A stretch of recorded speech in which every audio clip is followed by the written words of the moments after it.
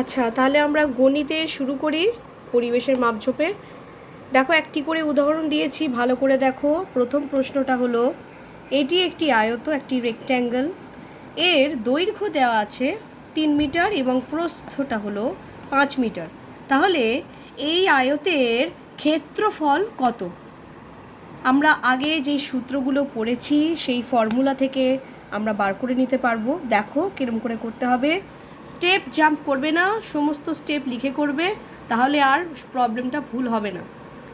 প্রথমেই লিখবে, আমরা জানি ক্ষেত্রফল সমান দৈর্ঘ্য ইন্টু প্রস্থ। তাহলে প্রশ্নতে দেখিনি কি কি দেওয়া আছে। দেখো, প্রশ্নতে আমার দৈর্ঘ্য দেওয়া আছে, প্রস্থ দেওয়া আছে। সেই মানগুলো আমরা লিখে নিলাম। দৈর্ঘ্য সমান 3 মিটার্স, প্রস্থ সমান 5 মিটার। তাহলে গুণ করে নিলেই হয়ে গেল 15 মিটার স্কোয়ার। মিটার স্কোয়ার কেন হলো? দেখো, দৈর্ঘ্যটাও মিটারে আছে, প্রস্থটাও মিটারে আছে, দুটো মিটার গুণ করলে মিটার স্কোয়ার হয়ে গেল।